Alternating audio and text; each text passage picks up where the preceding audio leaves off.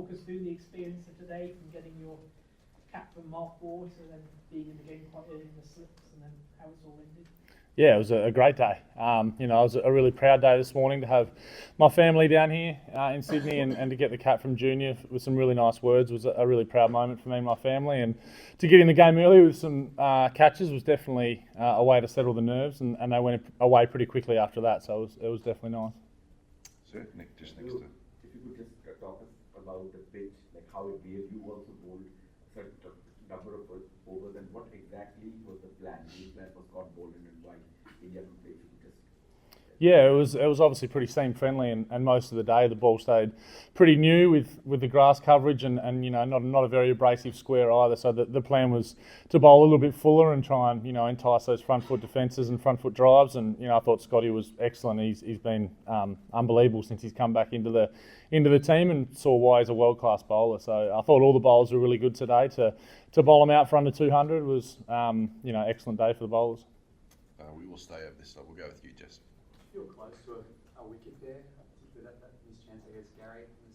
Yeah, definitely. Like I said, it was seaming around a bit there throughout the whole day, and I do like a bit of seam movement in the wicket, and it did feel like I was close a lot of the time there to both those left-handers in Pant and Jadeja. So I was sort of trying to wrestle Paddy to keep the ball in my hand as much as I could there. I felt like I was in a good rhythm, and I could get a breakthrough for us. In the middle here, Beau. Yes, sir.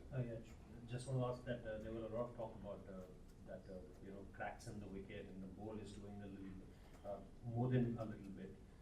The kind of score in the board, how do you see that as far as the total is concerned? Do you think that India having just Jasprit Bumrah in their side, having a chance to go after Australia, in particular the first innings? Yeah, no doubt. It was definitely some seam movement there. There was a couple of unplayable balls there, and I think when it seems that much, it can be hard to get a wicket at times. We saw a nice-ish partnership there where we struggled to get a breakthrough just through the sheer seam movement. We beat the bat a lot, but we couldn't find the edge, and when you did over pitch, they capitalised. So I think there's definitely a method to go about batting on this wicket, and but Jasprit is a world-class bowler, and no doubt he's going to challenge our whole batting group. He's phenomenal with his lengths and his lines, and it is going to be tough on a wicket that's going to offer a fair bit for him.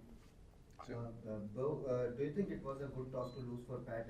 And of course, if we look at India's batting style today, do you think they played a little bit too slow, or were you surprised that they played a bit slow today? Yeah, I'm not sure. When the ball's moving around like that, it can be, it's sort of, you got two options. I think you either try and leave as many balls as you can and try and get the bowlers to come fuller, or you try and hit them off their length and get a few slips into the outfield. So they obviously, decided to try and knuckle down and take the shine off the ball and get us to bowl, more and more overs, and they did it quite well. I think 180 on that wicket was, they could have very easily got 250 with another partnership and would have held them in good stead. I suppose tomorrow's morning session and tomorrow we'll really see how the wicket plays and when both teams are batted on it. But yeah, if I had a guess, it's going to seam around most of the game. And on the toss as well? On the toss, yeah, I think we were going to bat first as well. Like I said, I'm not really sure what a good score is just yet until both teams bat on it. I don't want to put us, on the mocker saying if we get to 200, it'll be a good score. But we were going to bat first, and how we went about it might have been differently, but it is what it is. Over to the left here, Beau. Congrats, Beau. Any words to or from Nathan after he put down that chance, given he's got 500 or so? Nah, I'm not sure why he's in gully actually. They said that Starkey should have been in gully, but he's found himself there, and I actually did throw 5 overthrows straight after that, which was not on purpose, but it was a sharp chance. It wasn't a very good ball. It was a bit of a half volley. He managed to find the edge, but no, he certainly won't be bringing that up with a man who's got 500 wickets.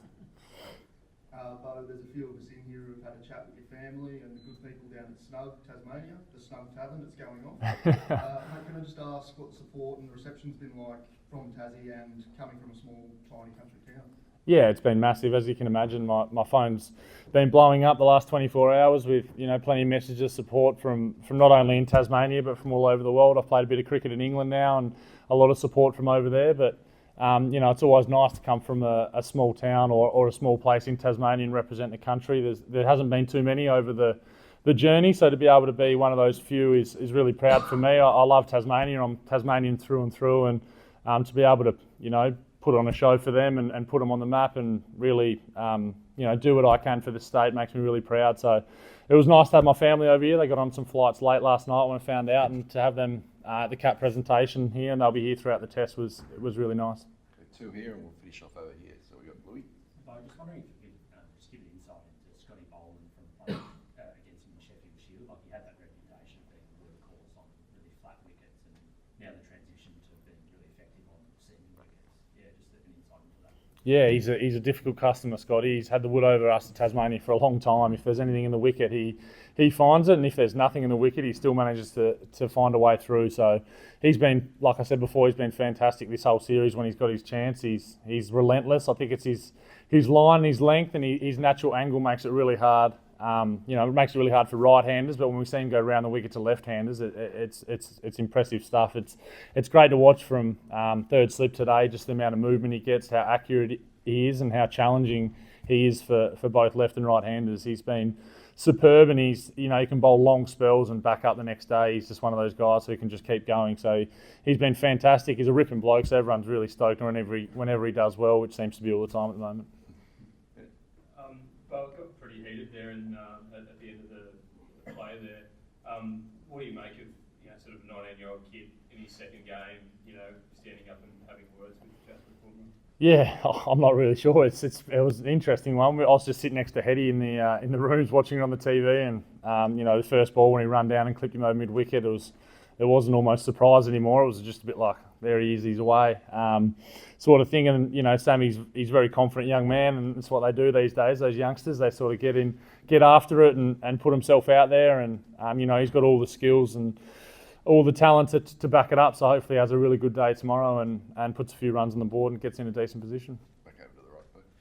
Beau, you obviously had a good view at third slip that Smith Labuschagne combined non-patch in the end. What did you kind of make of it? I mean, Sponge seemed to be pretty confident that it was out. Yeah, I had a good view. I thought it was clear as day from where I was as being out. Obviously, when you slow it down and the replays and the slow-mos, there is probably some grass that's touched that ball. It's just a matter of how much. And whenever you get a low catch, there's always going to be an element of grass close to the ball, especially when you slow it down. So we all thought it was out, and unfortunately it didn't go our way, that one. We're all pretty happy he didn't get 100 after it. He only got a few more after that. So no, it was a difficult one. It's always difficult for a third umpire when you do have those sort of replays, and you have so much slow-mo technology these days. I feel like it was a bit inevitable in the end there when how close that ball did get to the turf.